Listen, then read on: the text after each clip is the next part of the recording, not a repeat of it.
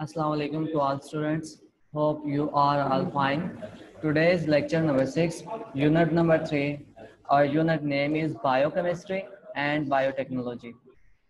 Before going to next lecture, I want to discuss your previous lecture. पिछले lecture में हमने क्या पढ़ा था? पिछले लेक्चर में था जेनेटिक इंजीनियरिंग. जेनेटिक इंजीनियरिंग में क्या होता था कि हम नॉन डिजायरेबल जीन्स को रिमूव कर देते हैं और सम स्पेसिफिक जीन्स को इंट्रोड्यूस कराया जाता है ताकि हम अच्छी किस्म की जो भी चीज़ें क्रॉप्स हो गया, वैरायटीज़ हो गई, वो हासिल कर सकें ताकि उनके अंदर एबिलिटी आ जाए. कौन कौन सी एबिलिटीज़ हो जाएं? एक तो अच्छी फसल हासिल, ज़्यादा पैदावार हम उससे हासिल कर सकें, और दूसरा उसके अंदर एबिलिटी हो कि वो ज़्यादा से ज़्यादा बीमारियों को फेस कर सके. तकरीबन हमने पिछले लेक्चर में यही दो टॉपिक, एक तो डीएनए के बारे में थोड़ा सा ओवरव्यू किया था और उसके बाद जेनेटिक इंजीनियरिंग. उम्मीद है कि वो लेक्चर भी आपको समझ आ गया होगा. तो आज का लेक्चर है लेक्चर नंबर 6. नेक्स्ट लेक्चर में हम पढ़ेंगे इम्प्रूवमेंट ऑफ क्रॉप्स. ये जेनेटिक इंजीनियरिंग की मदद से क्रॉप्स में क्या चेंजिंग आई है, क्या इम्प्रूवमेंट हमने हासिल की है. ठीक है, तो उम्मीद है कि आपको ये स्क्रीन भी नज़र आ रही होगी और सब बच्चे अपने पास बुक्स ओपन करके रखें. अगर किसी का कोई क्वेश्चन हो तो वो नोट कर ले, लेक्चर के आखिर में आपको एक्सप्लेन कर दिया जाएगा. ठीक है, तो इम्प्रूवमेंट ऑफ क्रॉप्स टॉपिक है 3.6. क्रॉप्स में जेनेटिक इंजीनियरिंग की मदद से हमने वैसे पिछला लेक्चर यहीं पे ऐड किया था, उसी से आगे मज़ीद में लेके चल रहा हूँ कि जेनेटिक इंजीनियरिंग की मदद से क्या इंक्रीज आया है क्रॉप्स के अंदर. ठीक है, हमने दो चीज़ें पढ़ी थी ना, एक इम्प्रूवमेंट ऑफ क्रॉप्स हो गया और इम्प्रूवमेंट ऑफ वैरायटी. तो main achievement are in the field of genetic engineering. दो उसकी जो मेन अचीवमेंट है, सबसे बड़ी अचीवमेंट क्या है, वो ये है कि हाई यील्ड वैरायटीज़. मीन्स के हम ज़्यादा, पहले से ज़्यादा पैदावार हासिल कर रहे हैं थ्रू जेनेटिक इंजीनियरिंग. ठीक है, और उसके अलावा दूसरा क्या मेन मकसद क्या है, दूसरा फ़ायदा क्या है कि कंट्रोल ऑफ प्लांट डिजीज़. कि हम प्लांट जो डिजीज़ हैं उसको ज़्यादा से ज़्यादा उसके अंदर कंट्रोल पा रहे हैं. ठीक है, उम्मीद है ये आपको समझ आ गया होगा. सिर्फ दो ही चीज़ें थी कि हमने मेन अचीवमेंट कौन सी थी हमारी फील्ड ऑफ जेनेटिक इंजीनियरिंग. इसमें दो अचीवमेंट जो मेन है वो क्या है, मेन अचीवमेंट एक तो हाई यील्ड वैरायटीज और दूसरा कंट्रोल ऑफ प्लांट डिजीज. ठीक है, कंट्रोल ऑफ प्लांट डिजीज. ठीक है, नेक्स्ट स्लाइड पे चलते हैं. अब हाई यील्ड वैरायटीज में क्या आता है देखें, उसको एक्सप्लेन करते हैं. जेनेटिक इंजीनियरिंग की मदद से या फिर क्रॉस ब्रीडिंग की मदद से हाई यील्ड वैरायटीज हमने प्रोड्यूस कर रहे हैं, जिसकी वजह से हम ज़्यादा पैदावार हासिल करें पर एकड़ के हिसाब से. ठीक है, क्रॉप्स में अगर देखा जाए पहले की निस्बत एकड़ कहते हैं 8 किनाल को. उम्मीद है कि आपको पता होगा 8 किनाल कितनी होती है, एक किनाल में तो 20 मरला होती है. ठीक है, ये बातें आपको पता ही होंगी. ठीक है, तो जेनेटिक इंजीनियरिंग की मदद से या फिर क्रॉस ब्रीडिंग की मदद से, ठीक है, तो क्रॉस ब्रीडिंग कहते हैं मीन्स के एक के जीन्स दूसरी, एक स्पीशीज के जीन्स दूसरी जीन्स में ट्रांसफ़र करके कोई एक नई नस्ल की पैदावार हासिल करना.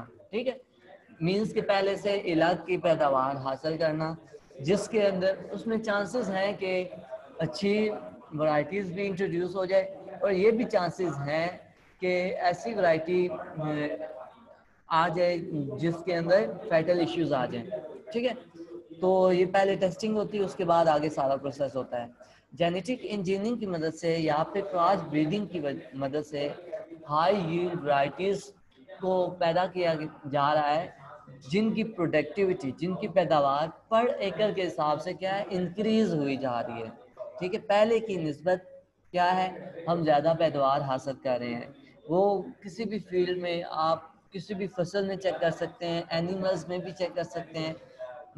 फसलों में अगर कह दें कि अगर कोई भी क्रॉप है, पहले की निस्बत हम ज़्यादा गंदम हासिल कर रहे हैं पर एकड़ के हिसाब से, पहले की निस्बत हम ज़्यादा मकई हासिल कर रहे हैं, ठीक है। ये ऐसी चीज़ें, ठीक है। और it has bought prosperity to both the grower and the country.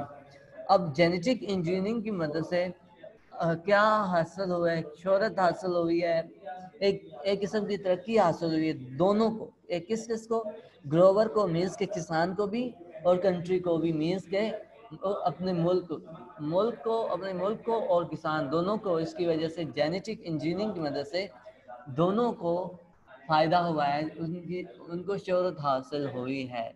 Means के जब यही उसकी वजह ये है कि जब ज़्यादा पैदावार हासिल होगी, किसान खुशहाल होगा, ठीक है। किसान खुशहाल होगा तो मुल्क में तरक्की के प्रोसेस मज़ीद चांसेस बढ़ेंगे। तो ठीक इस वजह से ग्रोवर और कंट्री दोनों को क्या है, शोहरत हासिल होती है, ठीक है, थ्रू जेनेटिक इंजीनियरिंग या फिर क्रॉस ब्रीडिंग के। ठीक हो गया। अब नेक्स्ट आगे चलते हैं, कंट्रोल ऑफ प्लांट डिजीज। इसके अलावा क्या है, जो कि जेनेटिक इंजीनियरिंग की मदद से जो हम वैरायटी हासिल करते हैं उसके अंदर क्या खासियत होती है, एक तो पैदावार ज़्यादा हमें हासिल होती है, और दूसरा उसके अंदर एबिलिटी होती है कि वो ज़्यादा से ज़्यादा डिजीज़ को कंट्रोल कर सके, ठीक है, ज़्यादा से ज़्यादा डिजीज़ को कंट्रोल कर सके। And equally important requirement is to control the crop disease and reduce the losses. जैसा कि हम ज़्यादा पैदावार हासिल करते हैं, ठीक है, उसके साथ ये भी ज़रूरी है कि हम बीमारी के ख़िलाफ़ उनके अंदर ज़्यादा एबिलिटी हो कि वो बीमारी को फेस कर सकें, ठीक है, ताकि नुकसान के चांसेस कम से कम हो। Plant disease have been controlled by 2 methods. अब जो प्लांट डिजीज़ है वो किन 2 मेथड से कंट्रोल की जाती है? 2 मेथड है, प्रोडक्शन ऑफ रेजिस्टेंट वैरायटीज और by use of insecticides and fungicides. अब इसमें दो चीज़ें हैं, ठीक है। एक पहले क्या है कि ऐसी वैरायटीज़ को इंट्रोड्यूस कराया जाता है जिसके अंदर एबिलिटी ज़्यादा होती है। किस चीज़ की एबिलिटी? कि वो ज़्यादा पैदावार दे, और उसके अलावा उसके अंदर एबिलिटी हो कि वो ज़्यादा से ज़्यादा डिजीज़ को फेस कर सके, ठीक है, वो ज़्यादा से ज़्यादा डिजीज़ को फेस कर सके, ठीक है। और सेकंड क्या है, by the use of insecticide and fungicide. Means के ऐसे केमिकल्स का इस्तेमाल किया जाता है, ठीक है, ऐसे केमिकल्स का इस्तेमाल किया जाता है जिसकी मदद से इंसेक्ट्स को मार दिया जाता है, ठीक है, अगर उनमें हो, या फिर फंजीसाइड्स मीन्स उन पे जो फंगस आ जाती है, ठीक है, उनको रिमूव कर दिया जाता है थ्रू केमिकल से, जिसे कहते हैं कि स्प्रे करके, ठीक है। स्प्रे करने से जो कीड़े हों उन्हें मार दिया जाता है, या उसके अलावा जो भी बीमारियां हों प्लांट्स के अंदर, जैसा कि ऊपर फंगस हो या ऐसी बीमारी पड़ जाए जिससे पत्ते पीले पड़ जाएं या पत्तों में सुराख हो जाए, ठीक है, तो उस बीमारी को कंट्रोल करने के लिए इंसेक्टिसाइड और फंजीसाइड्स का इस्तेमाल किया जाता है, ठीक है। तो नेक्स्ट जो है, production of resistance of varieties. अब इनको मज़ीद एक्सप्लेन करते हैं कि ऐसे कौन सी वैरायटीज़ की प्रोडक्शन की जा रही है जिसकी मदद से ज़्यादा से ज़्यादा बीमारियां कंट्रोल की जा रही हैं और ज़्यादा से ज़्यादा पैदावार हासिल की जा रही है। Efforts are continuously being made to produce such varieties of crops that can resist the attack of plant pathogens, ठीक है, pathogen, for example fungi and insects. अच्छा, काफ़ी अरसे से यही कोशिश की जा रही है कि ऐसी वैरायटीज़ को इंट्रोड्यूस किया जाए, ठीक है, ऐसी वैरायटीज़ को इंट्रोड्यूस किया जाए जो कि प्लांट्स में मौजूद पैथोजेंस मींस के ऐसे फंजीसाइड्स या इंसेक्टिसाइड्स, फंगस का होना या इंसेक्ट्स का होना प्लांट्स के ऊपर, ऐसी वैरायटीज़ को इंट्रोड्यूस किया जा रहा है जो कि जिसके अंदर ज़्यादा एबिलिटी हो कि वो इन तमाम बीमारियों को फेस कर सकें, ठीक है, इन बीमारियों को फेस कर सकते हैं। It is been achieved with the help of genetic engineering, और ये किसकी मदद से ऐसा कंट्रोल हासिल किया जा रहा है? जेनेटिक इंजीनियरिंग की मदद से, बायोटेक्नोलॉजी एंड क्रॉस ब्रीडिंग, और उसके अलावा बायोटेक्नोलॉजी की मदद से और क्रॉस ब्रीडिंग की मदद से, ठीक है। ये इन तीनों प्रोसेस की मदद से ऐसी वैरायटीज़ को इंट्रोड्यूस किया जा रहा है, ठीक है, ऐसी वैरायटीज़ को इंट्रोड्यूस किया जा रहा है जो कि ज़्यादा से ज़्यादा, जिनके अंदर ज़्यादा एबिलिटी होती है कि वो एक तो डिजीज़ को फेस करें, ठीक है, एक तो वो डिजीज़ को फेस करें और उसके अलावा पैदावार, उसकी पैदावार में भी इजाफा हो जाए, ठीक है। नेक्स्ट आगे, by the use of insecticides and fungicide. Second जो हमने पढ़ा था कि हम इंसेक्टिसाइड और फंजीसाइड्स की मदद से इनमें इजाफा कर सकते हैं अपनी पैदावार में, ठीक है। तो to save the crops from the attack of insects, special chemical compounds are used that kill the insects. They are called insecticide. अब इंसेक्टिसाइड्स क्या होता है कि किसी भी फसल को कीड़े मकोड़ों से बचाने के लिए, ठीक है, ऐसे स्पेशल कंपाउंड्स इस्तेमाल किए जाते हैं जो कि कीड़ों का खात्मा कर देते हैं, ठीक है, क्रॉप्स में मौजूद जो भी कीड़े हों, ठीक है, उनका खात्मा कर देते हैं। फंजीसाइड्स आर दोज केमिकल, अब फंजीसाइड्स क्या होते हैं? Are those chemicals that kill the fungal pathogens, that kills the fungal pathogens. वो फंजीसाइड्स ऐसे केमिकल्स होते हैं जो फंगल पैथोजेंस, ऐसे बैक्टीरिया, ठीक है, जो कि फंगल पर मुश्तमिल होते हैं। मीन्स के आप ये कह दें कि ऐसे पौधे जिनके ऊपर फंजाई का अटैक हो जाता है, ठीक है, उनको रोकने के लिए ऐसे आगे दो चीज़ों का जिक्र हुआ है, रस्ट एंड स्मट्स, ठीक है। मीन्स के अगर आपने पौधों को देखा होगा बीमारी की हालत में, तो उनके ऊपर या तो पत्ते पीले पड़ जाते हैं या उनमें सुराख हो जाते हैं, ठीक है। मीन्स के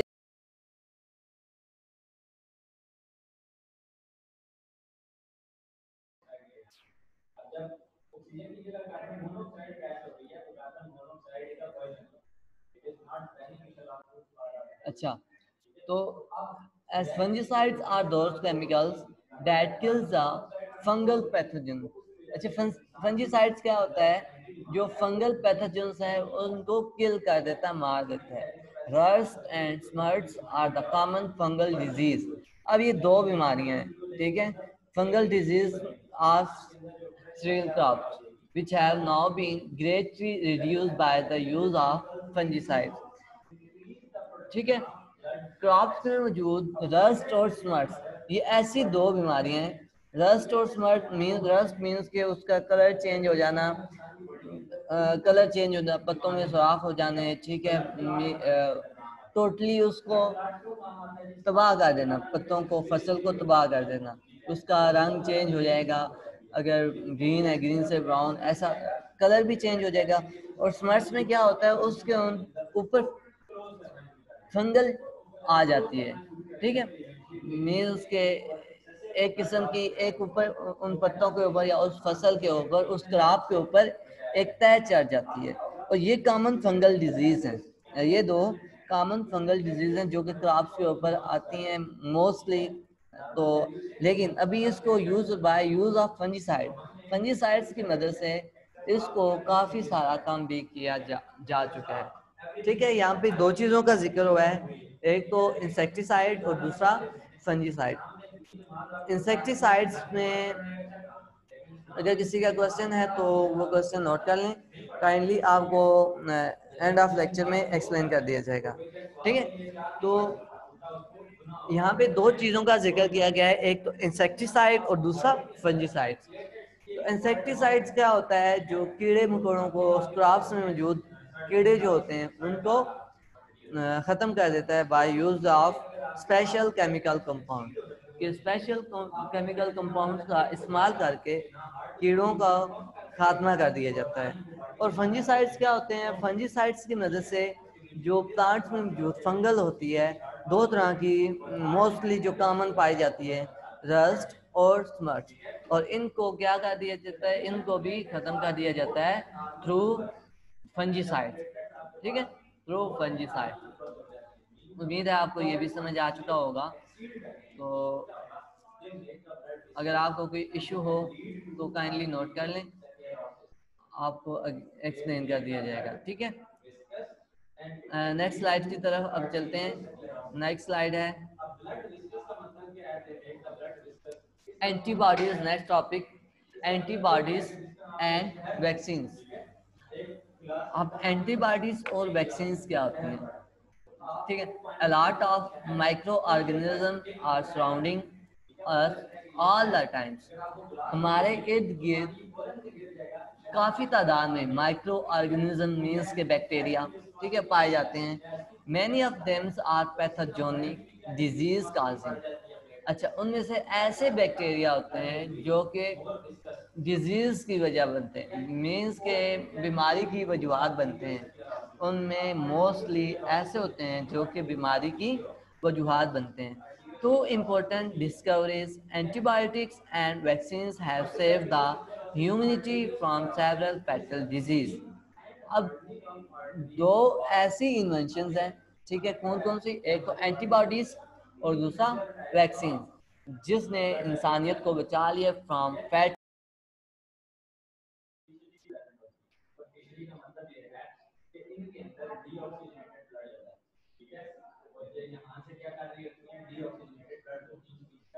अच्छा, दो चीज़ों का यहाँ पे जिक्र किया गया है, एंटी एंटीबॉडीज और दूसरा वैक्सीन। ठीक है, एंटीबॉडीज और दूसरा वैक्सीन। एंटीबॉडीज क्या होते हैं? जो कि लॉट ऑफ माइक्रो ऑर्गेनिजम्स, हमारे इर्द गिर्द बहुत से काफ़ी मकदार में माइक्रो ऑर्गेनिजम्स पाए जाते हैं। ठीक है, जो कि जिन्हें पैथोजेनिक कहा जाता है, जो कि बीमारियों की वजह बनते हैं। और दो नई चीज़ों का ईजाद किया, मीन्स के एंटीबॉडीज़ और दूसरा वैक्सीन। ये ऐसी डिस्कवरीज हैं जिसने इंसान को, ठीक है, काफ़ी सारी डिजीज से बचा दिया है। आगे उसको डिस्कस करते हैं। एंटीबॉडीज क्या है? ठीक है, antibodies any substance that is produced by an organism that inhabits or kills a microorganisms is called antibiotic। ठीक है, अब एंटीबायोटिक्स में क्या होता है कि ऐसा सब्सटेंस है जो कि एक ऑर्गेनिज्म, कोई भी बैक्टीरिया, ठीक है, कोई भी एक ऑर्गेनिज्म बनाता है, ठीक है, जो कि माइक्रो ऑर्गेनिजम्स को ख़त्म कर देता है, मार देता है, या फिर उसके हमले को कम कर देता है। ठीक है, मीन्स कि उसको कंट्रोल में ले आता है। जो ऐसा सब्सटेंस जो कि माइक्रो ऑर्गेनिजम्स को, ऐसे बैक्टीरिया को ख़त्म कर देता है जो कि नुकसानदेह होते हैं। ठीक है, antibiotics have become part of our life, और ये हमारी ज़िंदगी का एक हिस्सा बन चुके हैं एंटीबायोटिक्स। ठीक है, कोई भी हमें इशू हो जाए, बीमारी आ जाए, ठीक है, एंटीबायोटिक का इस्तेमाल किया जाता है तो जल्दी रिकवर हो जाते हैं। अब इसकी इन्वेंशन कब हुई, कब ये डिस्कवर हुआ? इन 1929 द फर्स्ट एंटीबायोटिक पेनिसिलियम, ठीक है, एक एंटीबायोटिक, कौन सी? पेनिसिलियम वाज डिस्कवर एक्सीडेंटली, अचानक सडन। ठीक है, एक एंटीबायोटिक पेनिसिलियम इंट्रोड्यूस की गई थी 1929 में, जो कि अचानक इन्वेंट हुई by a British microbiologist Alexander Fleming during the antibiotic activity from blue green war. ठीक है, तो 1929 में पहली एंटीबायोटिक पेनिसिलियम वो डिस्कवर हुई। किसने? एक ब्रिटिश माइक्रोबायोलॉजिस्ट था जिसका नेम अलेक्जेंडर फ्लेमिंग था, जो कि एक एक्टिविटी सर अंजाम दे रहा था ब्रू ग्रीनमोर। उसने ये देखा कि पेनिसिलियम्स की मौजूदगी में ये जो माइक्रो ऑर्गेनिजम्स हैं ये अपना प्रोसेस जारी नहीं रख सकते।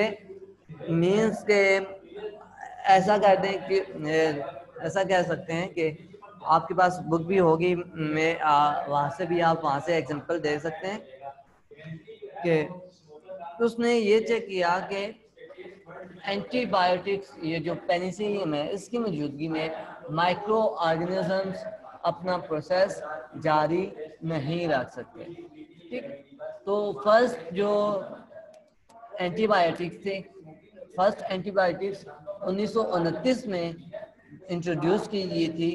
कौन सी? जिसका नेम था पेनिसिलियम, और उसका इन्वेंटर कौन था? British microbiologist Alexander Fleming. Next आगे है vaccine. Vaccine, whenever a disease producing organisms, say bacteria or virus, enter our body, the blood produces antibodies against microorganisms। अच्छा, अब कोई भी ऐसे ठीक है, कोई भी ऐसा ऑर्गेनिज्म जो कि हमारी बॉडी के अंदर इंटर होता है, कोई भी ऐसा ऑर्गेनिज्म जो कि हमारी बॉडी के अंदर इंटर होता है, जिसे कह दें कि बैक्टीरिया हो गया या कोई भी वेरियस वायरस हो गया, ठीक है, तो जो हमारा ब्लड है वो एंटीबॉडीज को प्रोड्यूस करेगा, ठीक है, उसके खिलाफ हमला करेगा, कोशिश करेगा उसको रोकने की या फिर मारने की, ताकि उसकी ग्रोथ मजीद ज्यादा ना हो सके। ठीक है, the blood produces antibodies against these micro organism, और जो ब्लड होगा एंटीबॉडीज को इंट्रोड्यूस कर देगा, प्रोड्यूस कर देगा, ताकि वो माइक्रो ऑर्गेनिज्म जो हमारी बॉडी के अंदर इंटर हुआ है उसका वो मुकाबला कर सके। ठीक हो गया, and kill them inhibit their growth, ताकि उसको मार सके या फिर उसकी ग्रोथ को कंट्रोल कर सके। The person thus become immune to disease. ठीक है, इस वजह से इंसान के अंदर एबिलिटी होती है कि कोई भी उसके अंदर डिजीज हो उसको वो फेस कर सकता है। This is called active immunity. ठीक है, और इसे क्या कहते हैं? एक्टिव इम्यूनिटी कहते हैं। मीन्स के उसके अंदर इतनी एबिलिटी होती है कि वो किसी भी उसके अंदर इतनी एबिलिटी होती है वो किसी भी इश्यूज को वो फेस कर सके, किसी भी डिजीज का वो बआसानी से मुकाबला कर सके। If we inject weakened germs of a disease into the body of a person, he will start antibodies without getting disease। अगर हम क्या करें कि कोई भी germs को weakened germs of a disease into a body of a person, किसी भी इंसान के अंदर एक जर्म्स को इंटर कर दिया जाए, ठीक है, किसी भी बॉडीज के अंदर, किसी भी बॉडी के अंदर किसी जर्म को इंटर किया जाए, तो क्या होगा? उसकी बॉडी, कोई भी पर्सन है उसकी बॉडी क्या करेगी? एंटीबॉडीज को प्रोड्यूस करेगी विदाउट गेटिंग डिजीज। वो पहले खुद उसका मुकाबला करेगी विदाउट गेटिंग डिजीज, ताकि बीमारी हुए बगैर पहले उसको वो फेस करेगी। He has now become immune against that disease। जैसे कि पिछली स्लाइड में भी आपको बताया कि जब वो मुकाबला कर होता है, जब एंटीबॉडीज इंट्रोड्यूस हो जाती हैं उसके अंदर, तो फिर वो क्या है, उसके अंदर एबिलिटी आ जाती है कि वो उस डिजीज को फेस कर सकता है। These weakened germs are called vaccine, और इस वीकेंड जर्म्स को क्या कहते हैं? वैक्सीन कहते हैं। ठीक है, मीन्स के आप यही कह दें कि जैसे बच्चों को पहले पोलियो ड्रॉप्स क्यों पिलाए जाते हैं? ताकि खुदा न खास्ता कभी उसे पोलियो से या और किसी मजीद, जैसे नीचे एग्जांपल्स दी हुई हैं, ऐसी बीमारियों से उसे बचाने के लिए, ठीक है, स्टार्ट में वैक्सीन्स कर दी जाती है एक दफ़ा, ताकि उसके अंदर एबिलिटी हो, एक्टिव जो होता है इम्यून सिस्टम, ठीक है, ताकि उसके अंदर एबिलिटी हो कि वो उस बीमारी को फेस कर सके। Nowadays, vaccines have been prepared for several diseases. इन दिनों में जो वैक्सीन्स बनाई जा रही हैं, ठीक है, डिफरेंट डिजीज को कंट्रोल करने के लिए वैक्सीन्स बनाए, सच एज टीबी हो गया, cholera, polio, measles, hepatitis and many other, ठीक है।